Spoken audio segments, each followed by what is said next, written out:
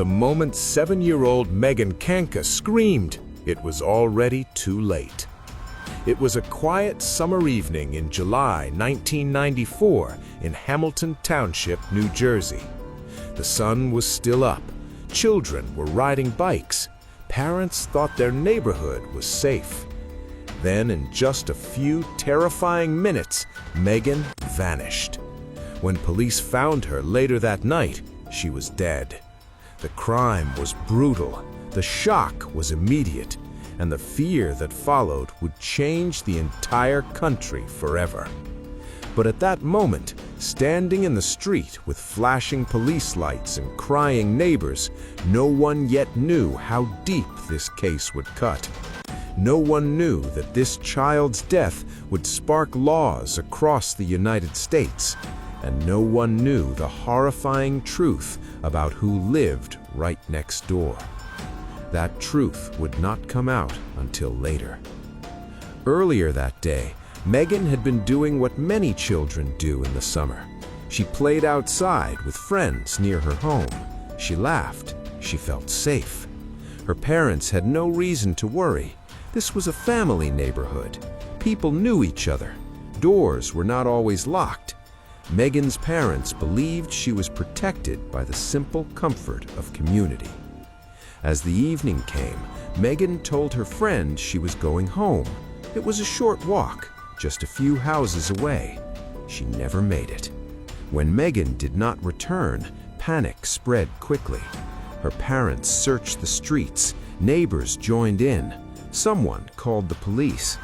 Within hours, the search turned into something darker. Officers found Megan's body inside a nearby house. The home belonged to a man who lived close by, a man the family recognized, a man Megan had seen before. The community froze in disbelief. Police arrested Jesse Timondequoise, a neighbor. As details came out, the horror only grew. Megan had been raped and murdered. The crime scene showed clear signs of violence. Parents across New Jersey watched the news and held their children tighter that night. Then another detail surfaced, one that made people angry, one that made people feel betrayed. Timondequoise had been convicted before. He had a history of sexual crimes against children.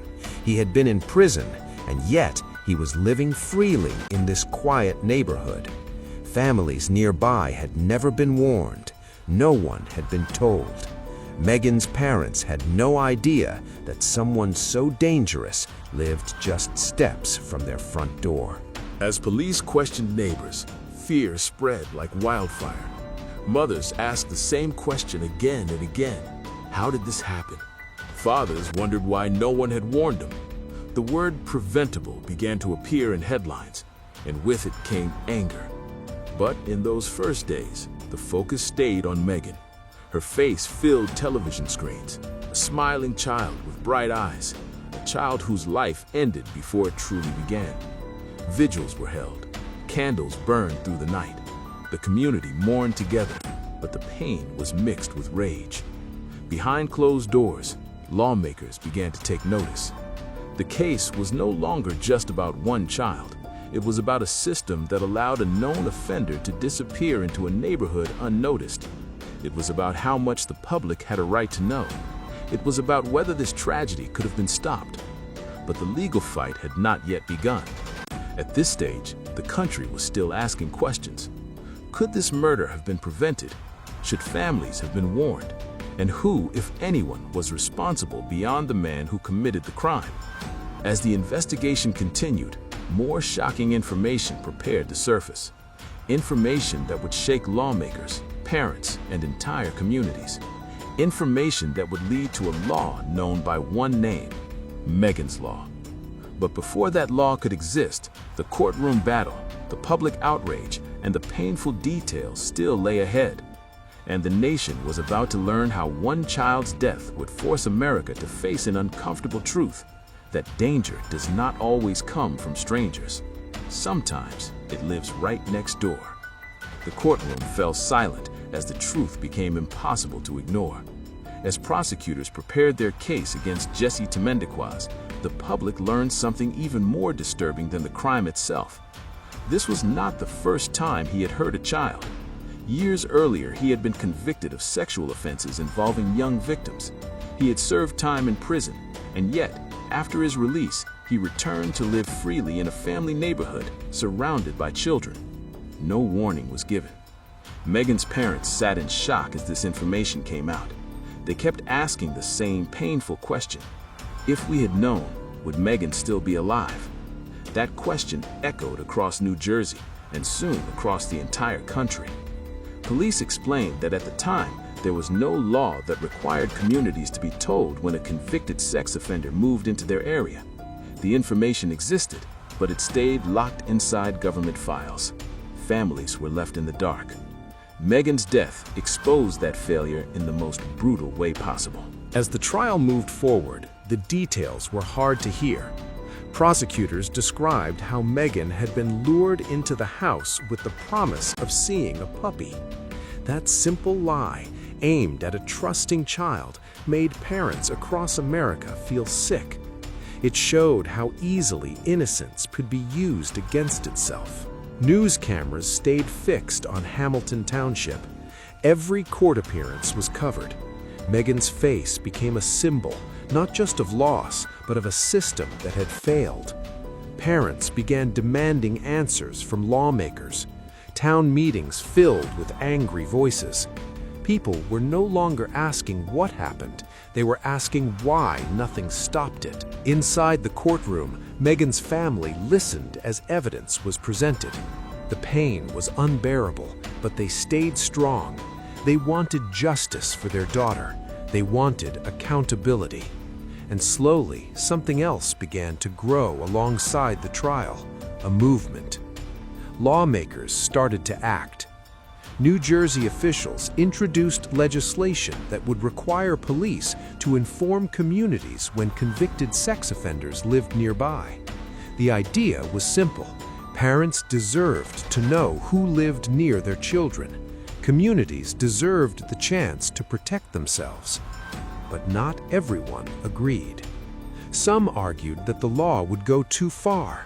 Others worried it would lead to fear, harassment, or false accusations. The debate grew intense. Television debates, radio shows, and newspapers argued both sides. At the center of it all was Megan's name. While politicians argued, the trial continued. Temendekwas eventually pleaded guilty. The court sentenced him to life in prison without parole. Many felt relief that he would never walk free again. But for Megan's family, justice did not bring peace. Their daughter was still gone, and nothing could change that. Outside the courthouse, crowds gathered. Some held signs with Megan's picture. Others held candles. They were not just mourning a child, they were demanding change. In 1994, New Jersey passed what became known as Megan's Law. It required law enforcement to notify communities when a convicted sex offender moved into their area. The law aimed to prevent another family from experiencing the same nightmare. Soon, other states followed. The federal government took notice. In 1996, Megan's Law was signed into federal law, requiring all states to create sex offender registries and community notification systems. What began as a local tragedy had now reshaped national policy. But even as laws changed, questions remained. Would these laws truly protect children? Could notification alone prevent crimes? Or was the system still flawed? Some cases suggested warnings were ignored. Others showed the dangers still found ways to hide. And there was another haunting reality. Even with Megan's Law in place, children continued to be harmed across the country. Offenders adapted. Families remained afraid. The law helped, but it was not a shield against all evil. For Megan's parents, the law was both a victory and a reminder of what they had lost. Their daughter's name was now spoken in courtrooms and law books, but she would never grow up. never go to high school, never become who she was meant to be. As the years passed, Megan's story remained a warning, a reminder that safety requires more than trust, that silence can be deadly, and that laws are often written in the blood of the innocent. But one final question still lingered in the minds of many. Did Megan's Law truly stop the next tragedy, or did it only expose how much danger still remained? That question would haunt America long after the trial ended. Years passed, but Megan Kanka's name never faded. Even after Megan's Law spread across the United States, fear did not disappear. Instead, it changed shape. Parents now checked registries, police departments sent notices, neighborhoods whispered names behind closed doors. The law gave people information, but it also gave them anxiety, and many wondered if knowing was enough. At first, Megan's Law felt powerful. Communities felt safer seeing warnings posted and alerts sent out. Parents watched more closely. Schools updated safety plans. Lawmakers pointed to the law as proof that something good could come from tragedy. But then, the doubts began. Some families reported that even after notifications, crimes still happened. Offenders moved often. Some failed to register. Others lived quietly, unnoticed. The system depended on constant updates, honest reporting, and active enforcement. When any part failed, children were still at risk. Experts began to argue. Some said Megan's Law saved lives. Others said it gave a false sense of security. They warned that danger did not always come from registered offenders. Sometimes it came from people no one expected, people with no record, people trusted by families. Megan's parents followed these debates closely. For them, the law was never about statistics. It was about one little girl, their daughter. They spoke publicly, even when it reopened their pain. They wanted people to remember why the law existed in the first place. They reminded the nation that Megan was not a symbol. She was a child who loved to play, a child who trusted adults, a child who should have been safe in her own neighborhood. As the years passed, Megan's Law continued to evolve. States changed how information was shared. The internet made registries easier to access. Alerts became faster. But new problems appeared. Some offenders were attacked or forced to flee towns. Innocent people with similar names were harassed. Fear sometimes turned into anger. Still, no one could deny the truth. Before Megan Kanka's death, families had no right to know who lived near them. After her death, silence was no longer allowed. Her case was taught in law schools, discussed in policy meetings, remembered during debates about privacy and safety. Megan's name became part of American law, not unsolved in the legal sense. Her killer was convicted. He would never be free again. Yet many people still called it unsolved in another way, because the bigger question remained unanswered. Could this have been prevented? That question haunted parents everywhere. It haunted lawmakers. It haunted police officers. It haunted communities who believed they were safe until they weren't. And even decades later, when new crimes appeared in the news, Megan's name returned. Each time a child was harmed by someone known to authorities, people asked if the system had failed again. The story of Megan Kanka became a warning passed from one generation to the next, a reminder that laws can help, but they cannot replace awareness. That danger does not always announce itself, and that trust, once broken, is hard to rebuild. As anniversaries of Megan's death passed, vigils were still held, candles still burned. Parents still told their children to stay close, to be careful, to speak up. Megan's short life continued to shape how America protects its children. But one final truth remained hard to accept. Even with laws, even with warnings, even with registries, no system can promise perfect safety. Evil does not disappear just because it is named. And that leaves one chilling thought. If Megan's Law exists because of one tragedy, how many more tragedies will it take before every child is truly safe? The shadow of Megan Kanka's death stretched far beyond Hamilton Township. By the late 1990s, Megan's Law had become a model for communities across the United States. Every state had begun creating sex offender registries. Parents received notifications. Neighborhoods knew when dangerous individuals moved in nearby. But while the law spread, so did questions about its effectiveness.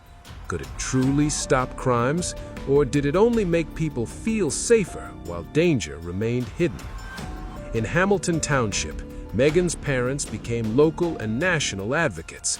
They spoke to lawmakers, schools, and media outlets. They told the story of their daughter, always emphasizing that the law was born from tragedy.